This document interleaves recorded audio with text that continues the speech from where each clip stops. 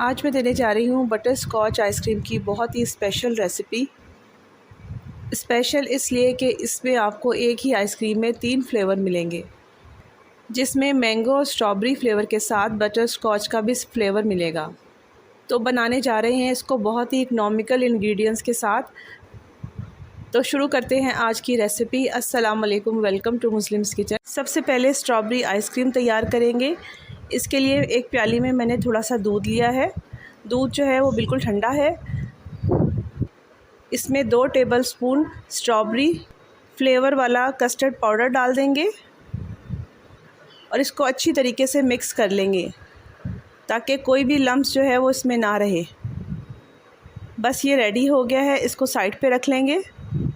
यहाँ पर एक पैन में मैं हाफ़ kg दूध डाल दूँगी। दूध को मैंने पहले से बॉयल किया हुआ था।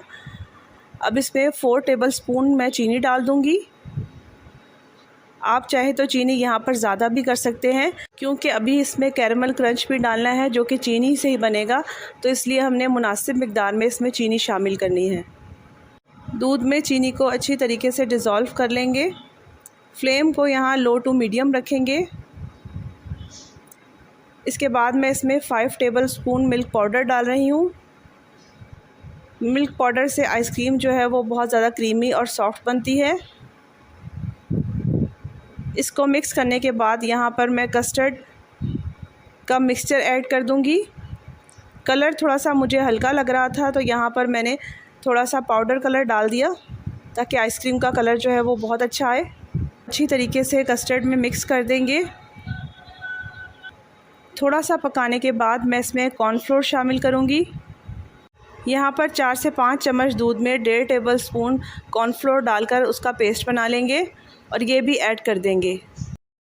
कॉर्नफ्लोर डालने के बाद 2 से 3 मिनट के लिए अच्छी तरीके से इसको पकाएंगे ताकि इसका कच्चापन ख़त्म हो जाए। आप चाहें तो कॉर्नफ्लोर को कस्टर्ड के साथ भी शामिल कर सकते हैं। और बस ये रेडी हो गया है। अब इसको ठंडा होने के लिए हम एक साइड पे रख देंगे। यहाँ पर अब मैं मैंगो कस्टर्ड तैयार कर रही हूँ। इसके लिए मैंने थोड़ा सा दूध लिया है, इसमें 2 टेबलस्पून कस्टर्ड पाउडर डाल दिए हैं, साथ ही 1.5 टेबलस्पून कॉर्नफ्लोर भी डाल दिया है। अब इसको अच्छी तरीके से मिक्स करेंगे ताकि कोई भी लम्स बीच में ना रहे। यहाँ पर एक पैन में मैंने हाफ़ kg दूध लिया है, जिसमें 4 टेबलस्पून चीनी डाल दी है। चीनी जब अच्छी तरह से डिज़ोल्व हो जाएगी तो इसमें कस्टर्ड डाल दूँगी। फ्लेम को आपने बिल्कुल स्लो रखना है, क्योंकि यहाँ पर हमने कॉर्नफ्लोर और कस्टर्ड इकट्ठा डाल रहे हैं, तो ये बहुत जल्दी गाढ़ा होगा। लेकिन हमने इसको अच्छी तरीके से पकाना है। 4 से 5 मिनट पकाने के बाद मैं इसमें मिल्क पाउडर ऐड कर दूँगी 5 टेबलस्पून, जिससे इसका टेक्सचर बहुत क्रीमी हो जाएगा। बस इसको थोड़ा सा और पकाएंगे और ये रेडी हो जाएगा। जब कस्टर्ड थोड़े से ठंडे होंगे तो मैं इसको किसी डब्बे के अंदर ट्रांसफ़र कर दूँगी। यहाँ पर आपने ख्याल रखना है कि जो भी आप बॉक्स इस्तेमाल करें वो एयर टाइट हो, और इसको फ्रीज़र में रख देंगे 2 से 2.5 घंटे के लिए, ताकि ये बिल्कुल ठंडा हो जाए। और अगर आपके पास एयर टाइट बॉक्स ना हो तो आप किसी भी चीज़ के अंदर डाल सकते हैं। बस आपने उसको फॉइल पेपर के साथ कवर करना है ताकि उसमें बिल्कुल भी क्रिस्टल्स ना बन सके। अब यहाँ पर मैं बटर स्कॉच कैरेमल बनाऊँगी। हाफ़ कप चीनी ली है, इसको पैन के अंदर डाल देंगे और इसको फैला देंगे कुछ देर तक, जब तक ये मेल्ट ना हो। इसके अंदर बिल्कुल स्पून नहीं चलाएंगे। जब चीनी बिल्कुल मेल्ट हो जाएगी तो हाफ़ टेबलस्पून बटर इसमें ऐड कर देंगे और थोड़ा सा दूध भी शामिल कर देंगे। यहाँ पर फ्लेम को ऑफ़ कर देंगे। इस तरह से हमने butterscotch caramel sauce ready कर ली है।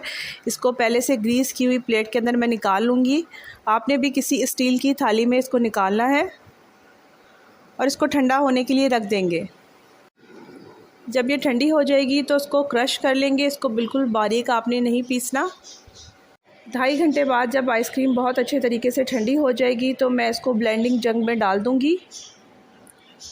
साथ ही 5 टेबलस्पून क्रीम भी शामिल कर दूँगी। 2 से 3 मिनट के लिए अच्छी तरीके से इसको ब्लेंड करना है, क्योंकि जितनी अच्छी ब्लेंडिंग होगी इतनी ही हमारी आइसक्रीम सॉफ़्ट और फ्लफ़ी बनेगी। फिर इसको बॉक्स में ट्रांसफ़र कर देंगे। बॉक्स में ट्रांसफ़र करने के बाद इसमें बटर स्कॉच क्रश डाल दूँगी। हाफ़ इसमें डालेंगे और हाफ़ जो है हम मैंगो आइसक्रीम में डालेंगे और इसको बंद करके 7 से 8 घंटे के लिए फ्रीज़र में रख देंगे। कैरेमल डालने के बाद हमने इसको लाइटली मिक्स करना है और कवर करके 8 घंटे के लिए फ्रीज़र में रख देंगे। मैंगो आइसक्रीम को भी क्रीम डालकर अच्छी तरीके से ब्लेंड कर लेंगे और इसको बॉक्स में ट्रांसफ़र कर देंगे। अब इसमें कैरेमल क्रश डाल देंगे और इसको भी 7 से 8 घंटे के लिए फ्रीज़र में रख देंगे। और इस तरह बहुत कम इंग्रेडिएंट्स के साथ मैंगो और स्ट्रॉबेरी बटर स्कॉच आइसक्रीम घर में रेडी हो गई है।